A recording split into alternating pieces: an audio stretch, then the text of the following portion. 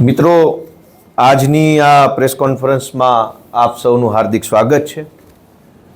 ગુજરાતમાં ભાજપને આમ આદમી પાર્ટીનો જે ડર લાગ્યો છે એ ડર ઓછો થવાનું નામ જ નથી લેતો.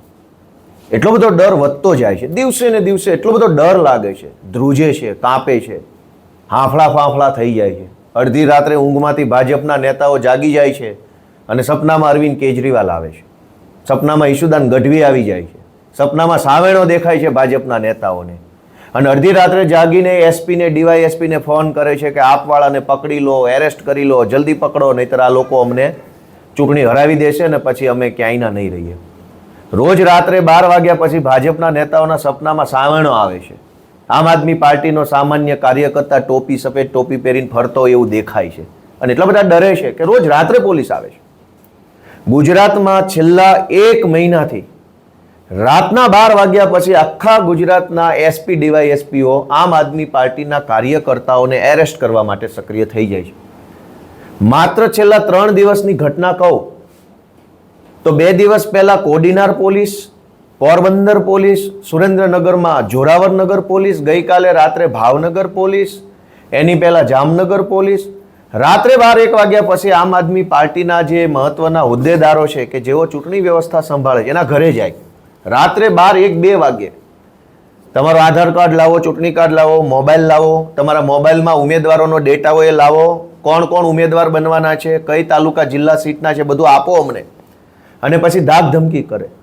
રોજ રાત્રે ભાજપના નેતાઓને 12 વાગ્યે સપનામાં સાવણો આવે છે, કેજરીવાલનો ચહેરો દેખાય છે અને તરત પછી પોલીસને મોકલે છે અને પોલીસ રોજ રાત્રે આમ આદમી પાર્ટીના કાર્યકર્તાઓ પર ખોટી એફઆઈઆર કરે છે. અને ખોટી એફઆઈઆરમાં પણ એક પેટર્ન છે. એટલો બધા ભાજપવાળા ડરી ગયા છે અમારાથી. અમારા માટે આ ગર્વની બાબત છે કે જેને પોતાની જાતને મનમાં ફાંકો છે વિશ્વની સૌથી મોટી પાર્ટી હોવાનો, એ ફાંકો અમે કાઢી નાખ્યો છે. અને એવી બીક લાગે છે કે પોલીસ મોકલે છે એટલે અમે શું અરવિંદ કેજરીવાલના સૈનિકો પોલીસથી બી જશું, એફઆઈઆરથી બી જશું, તમારી અટકાત બટકાતથી બી જશું. અરે આવા તો ઘણા જોઈ લીધા ભારત દેશે, તમને જોઈ લઈશું. આ એફઆઈઆર જુઓ, એક જ પેટર્નથી આખા ગુજરાતમાં એફઆઈઆર. 31 તારીખે જામનગરમાં આમ આદમી પાર્ટીના કાર્યકર્તાઓ પર ખોટી એફઆઈઆર દાખલ થઈ, જેમાં સ્કૂટી ઉપર એક ભાજપનો બુટલેગર આવ્યો. એ ભાજપના બુટલેગરે આમ આદમી પાર્ટીના કાર્યકર્તાની ગાડી સાથે એક્ટિવા નોર્મલ ટચ કરાવી. તરત જ 10 સેકન્ડમાં પોલીસ આવી અને પોલીસે જાનથી મારી નાખવાની કોશિશ અને લૂંટની એફઆઈઆર કરી નાખી.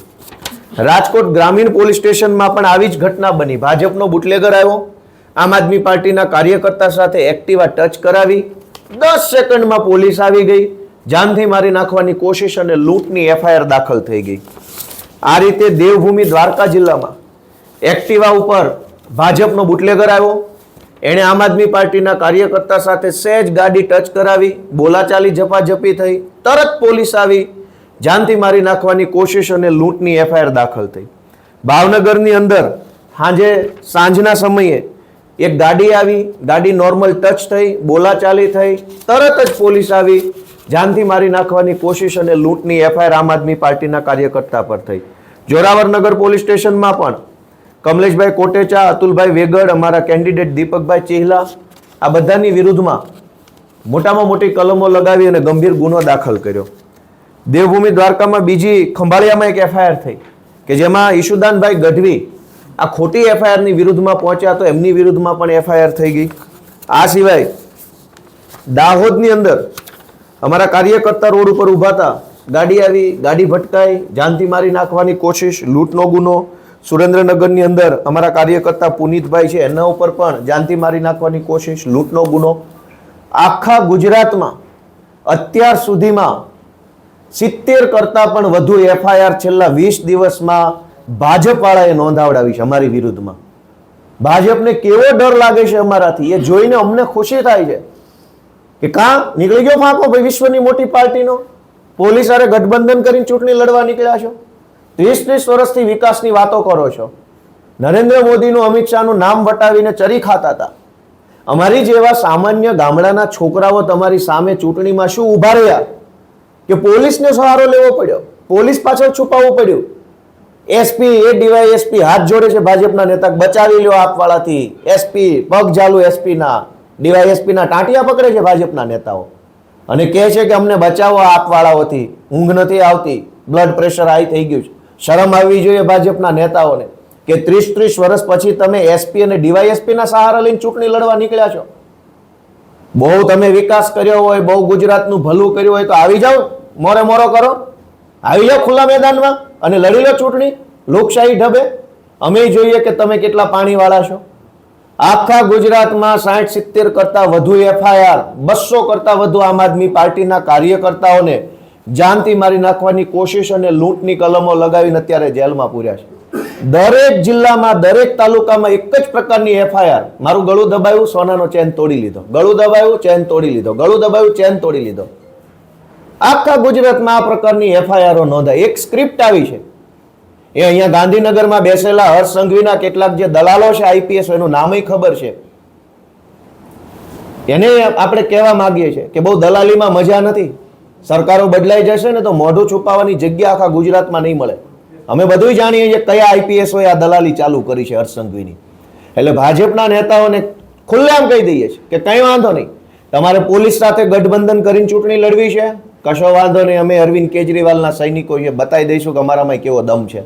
અમે આ ગુજરાતની ધરતીનું ધાવણ જાવીને મોટા થયેલા માણસો છીએ, એમ નહીં ફાટી પડીએ. વિશ્વની કહેવાતી સૌથી મોટી પાર્ટી, ટેન્ડર બેઝ પાર્ટી, બહુ મોટું નેટવર્ક, પાને પાને પ્રમુખ, અને સહારો લેવો પડે છે પોલીસનો. ક્યાં ગયા તમારા પેજ પ્રમુખો? ક્યાં ગયા તમારા સંગઠનના હોદ્દેદારો? ક્યાં ગઈ તમારી મજબૂત પકડ? કશું જ પકડ ફકડ કાંઈ છે નહીં. પોલીસનો દંડો, એફઆઈઆરની જુલમ, એફઆઈઆરની દાદાગીરી, જેલનો ડર બતાવી અને ચૂંટણી જીતવા નીકળ્યા છે. આજે હું ગુજરાતની જનતાને એક વિનંતી કરવા માંગુ છું કે જ્યારે હું આ બોલી રહ્યો છું અત્યારે, ત્યારે ગુજરાતની અંદર આમ આદમી પાર્ટીના 200 કરતા વધુ કાર્યકર્તાઓને એક જ પ્રકારની એફઆઈઆર, ગળામાંથી ચેન ખેંચી લીધો ને ગળું દબાયું. આ એક જ પ્રકારની એફઆઈઆર કરી અને અમારા કાર્યકર્તાઓને એરેસ્ટ કર્યા છે. ભાજપના પ્રદેશ પ્રમુખ 2 દિવસથી બધા જ ઇન્ટરવ્યુમાં બોલ બચ્ચન કરે છે કે અરવિંદ કેજરીવાલ જૂઠ બોલે છે, અરવિંદ કેજરીવાલ અરાજકતા ફેલાવે છે, અરવિંદ કેજરીવાલ આમ કરે છે. અરાજકતા તો તમે ફેલાવી છે પોલીસનો હાથો બનાવીને. રોજ રાત્રે 1:30-2 વાગે અને ગુજરાતભરના 4-5 અલગ અલગ જિલ્લાઓમાંથી સમાચાર આવે કે એલસીબી, એસઓજી, ક્રાઇમ બ્રાન્ચ વાળા ઘરે આવી અને માથાકૂટ કરે છે. ભાજપના નેતાઓને એટલો બધો ડર લાગતો હોય તો રાજકારણ જ છોડી દો ને ભાઈ. ક્યાં તમને કઈ કોઈ સોગંદ આપ્યા છે કે કરવું જ રાજકારણ? રાજીનામું આપો, જાઓ કંઈક કામ ધંધો કરો, ખેતી બેતી કરો. રાજકારણ કરવું છે પણ પોલીસની પાછળ છુપાઈને, પોલીસને આગળ કરીને પોછે પાછળ રહેવું છે. આ રાજકારણ નહીં ચાલે.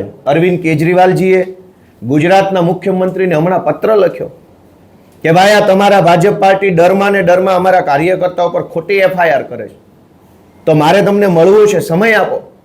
તો કેમ સમય નથી આપતા?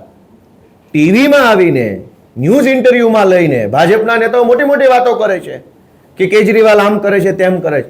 મુખ્યમંત્રી ગુજરાતના જો સમય આપે, સાચા હોય, ઈમાનદાર હોય, આવા ખોટા ધંધા ન કર્યા હોય, જો ભાજપની સરકારે પોલીસને હાથો ન બનાવી હોય તો સમય આપે મુખ્યમંત્રી. અમે એને 60 એફઆઈઆરનું લિસ્ટ એના ટેબલ ઉપર મૂકવા તૈયાર છીએ કે આ છેલ્લા 20 દિવસમાં લૂંટની અને જાનથી મારી નાખવાની 60 એફઆઈઆરો દાખલ કરી છે.